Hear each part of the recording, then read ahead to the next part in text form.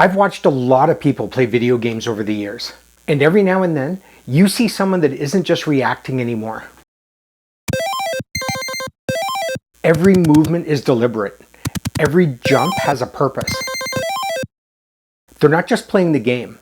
They're executing a well-rehearsed plan forged through years of competition, trying to stay on top of the high scoreboard. 40 years later, my buddy Mike loaded up Jumpman, and this is how he played.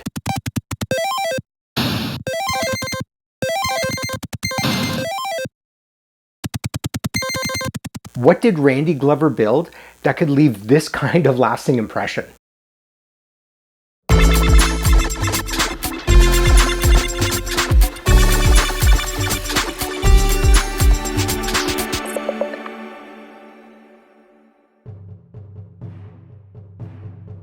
The enemy has infiltrated Jupiter headquarters. Alienators have sabotaged all systems, planted bombs throughout its 30 levels, ready to blast headquarters to ashes at any moment.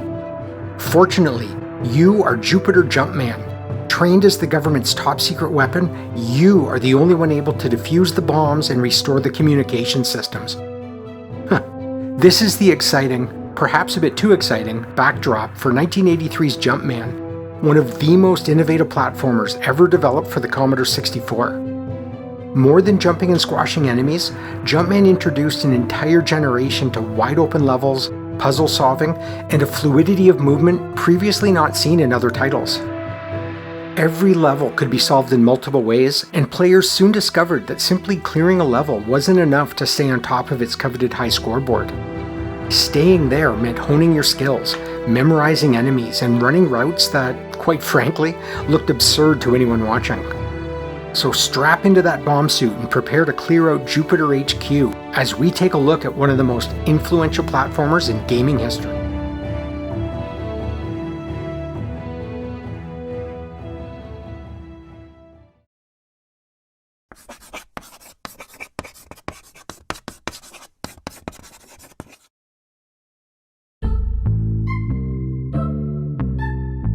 It's very fitting that the origins for an iconic 1980s arcade-style game began at Pizza Hut. As a young cash register technician, Randy Glover would often spend his lunch breaks at the restaurant, dropping quarters into their Pac-Man and Donkey Kong machines. The games were great, of course, but the real takeaway, apart from a bit of pizza-based indigestion, was the seed of an idea. What if he were to build his own Donkey Kong-like game, one that was specifically made for home computers?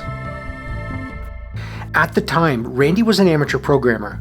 He first fell in love with computers in 1977 after seeing his first computer game, a text-based version of Star Trek running on a printer terminal.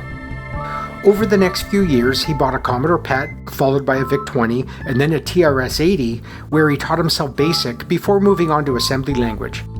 He started with business and personal applications, a background that would later influence the way he structured his game code.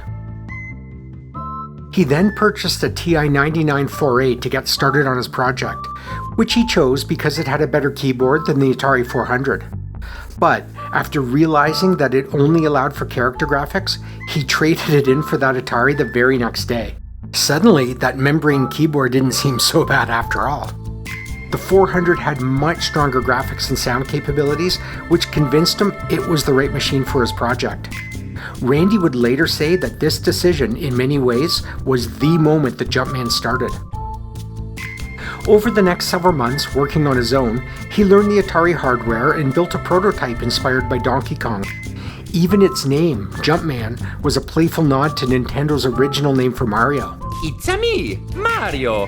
The prototype consisted of just 3 or 4 levels.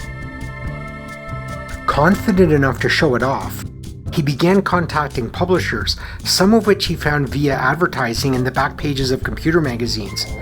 2 promising ones replied. Broderbund loved the idea and told Randy that he could probably buy a Maserati with all the money he'd make. For many aspiring programmers, that would have been all they needed to hear, sign on the dotted line. But Randy wasn't convinced. Broderbund wanted their programmers to help him finish the game, and that wasn't what he wanted to hear. He wanted creative freedom and the ability to finish Jumpman the way he envisioned it, without interference. And fortunately, this is exactly what Automated Simulations, a growing company best known for their Temple of Apshai games, offered. Automated Simulations, soon to be renamed Epyx, had a new CEO and was looking to break into the arcade market on home computers. Randy Glover's prototype was exactly the kind of thing they were looking for. They offered him a job as a staff developer and a 15% royalty on sales, and when it came to Jumpman, they just told him to do what he wanted. Randy took the deal. Over the next 5 or 6 months, Jumpman took shape. Randy did virtually everything himself. Developing on an Apple II before transferring the assembled code to an Atari for testing, he expanded the prototype, wrote the music, added the sound effects, and continuously refined the game engine. That small prototype grew into 30 completely unique stages. Randy later explained that many of those ideas didn't come from sitting down to invent levels. They came from experimenting with the game engine itself and seeing what else it could do. And critically, every decision was his. It's hard not to get a little nostalgic for stories like this.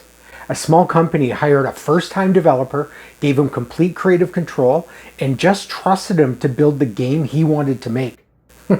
It was a different era.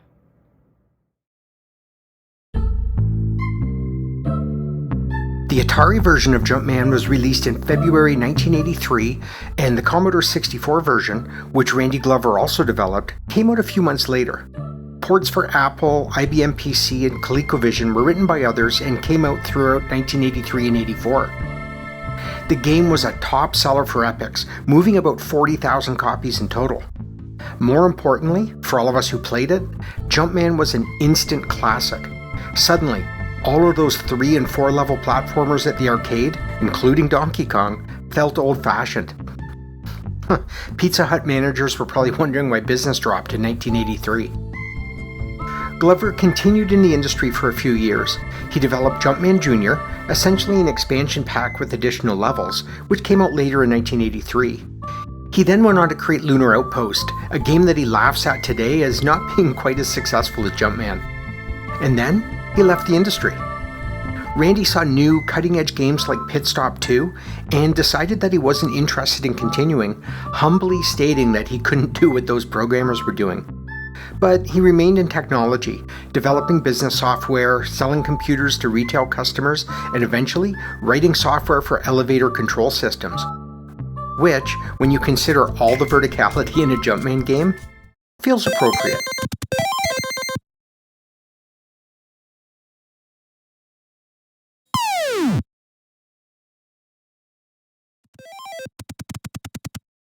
This is Jumpman. At first glance, it's a simple platformer. Our hero finds himself in a skyscraper made up of girders, ladders, ropes, and bombs. Completing a level means clearing bombs while avoiding enemies. And once the bombs are cleared, you're awarded bonus points based on how fast you completed it.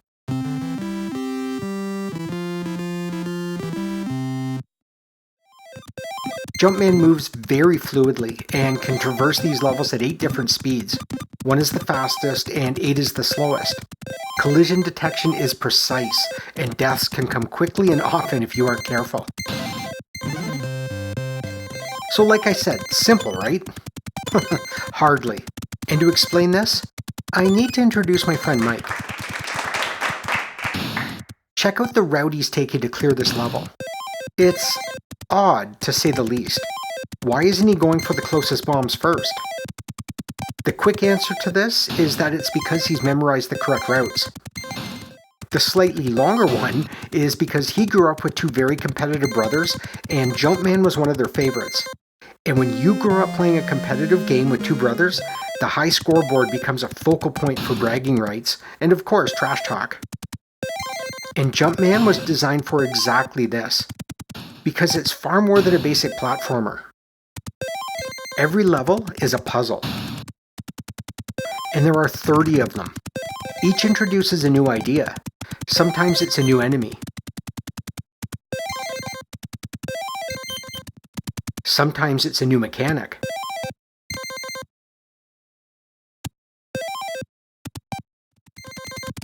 Sometimes it's a completely different kind of puzzle altogether. The game is constantly asking new questions of the player, and no sooner have you figured one level out than the next one is forcing you to think differently.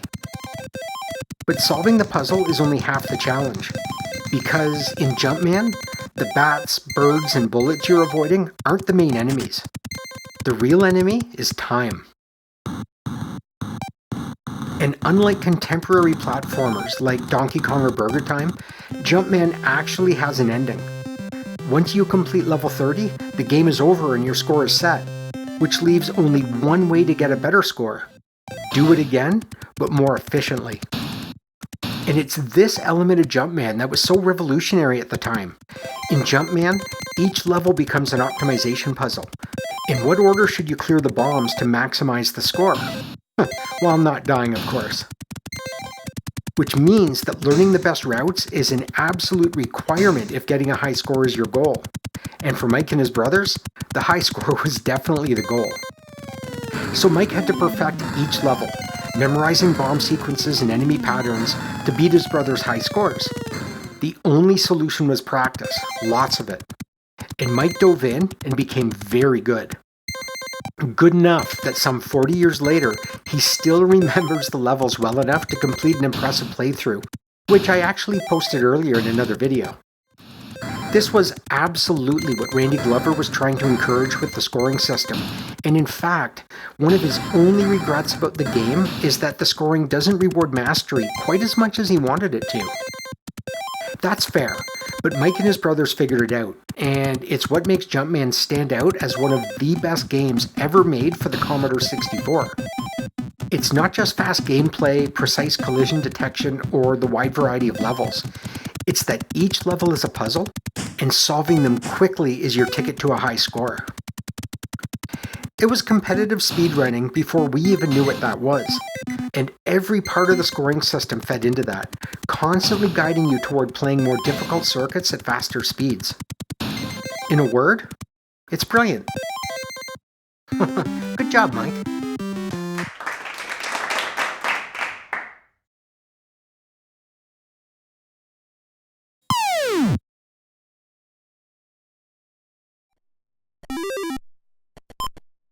In the original Atari version, our hero is only shown in one color. But because of the 64's graphical capabilities, he was given his trademark red shirt and purple pants. Combined with the signature green girders and blue ladders, it results in the iconic look that we all remember. Jumpman is simple by design. Randy intentionally kept the graphics this way because readability and movement mattered more than spectacle. No fancy backgrounds, just a few sprites and 30 different ideas. And most tellingly, all these years later, Glover says that he wouldn't change a thing when it comes to the graphics. That's a remarkable statement from someone who wrote the game, and it's in line with his vision for Jumpman. Keeping the visuals simple means that all the focus could be on gameplay. It's substance over style, experience over visuals, and it works perfectly. The sound matches. The intro music is short and sweet, almost circus-like. The short ditty that plays at the end of a level matches the vibe.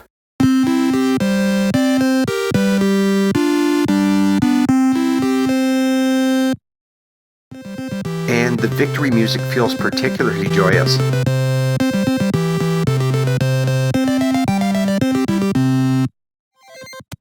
The stars of the show, though, are the sound effects that occur within the game itself.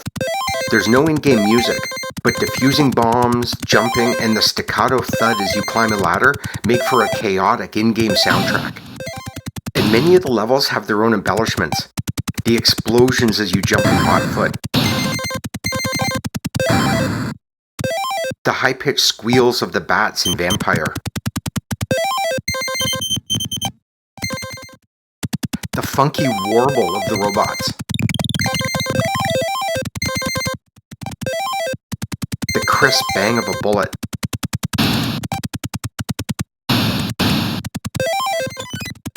Each adds texture and flavor and contribute to the distinct personality of each level. My favorite sound in the game, though? Perhaps a bit oddly, it has to be the death sequence. The long descent followed by a techno death march is easily one of the coolest death rattles on the Commodore 64.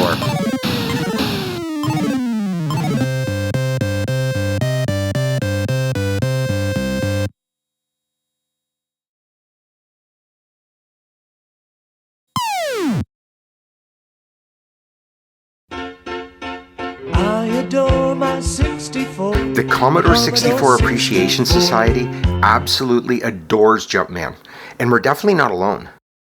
Your Commodore rated it 4 out of 5, calling it addictive and praising its gameplay. Computer Games gave it an A and awarded it their Golden Floppy Award as 1983's best ladder game, which I guess is what they called platformers back then. Other publications were consistent. Jumpman was instantly recognized as an innovative and fun platformer. And 40 years later, the praise continues. It currently holds an 835 rating on Lemon 64, which puts it just outside of their top 100 games of all time.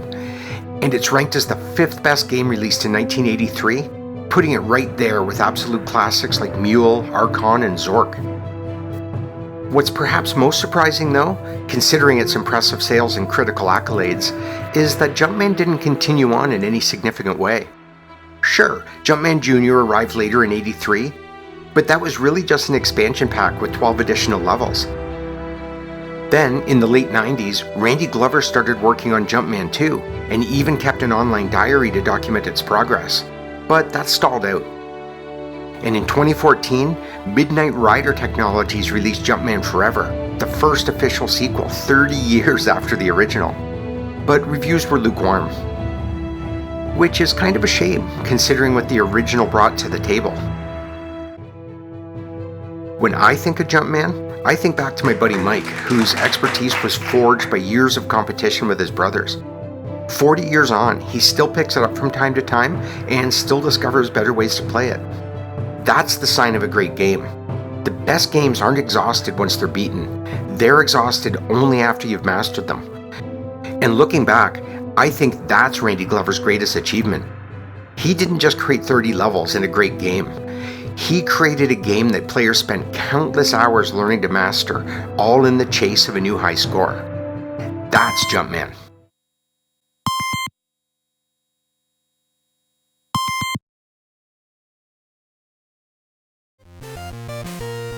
Thanks for watching, and I hope you enjoyed the video.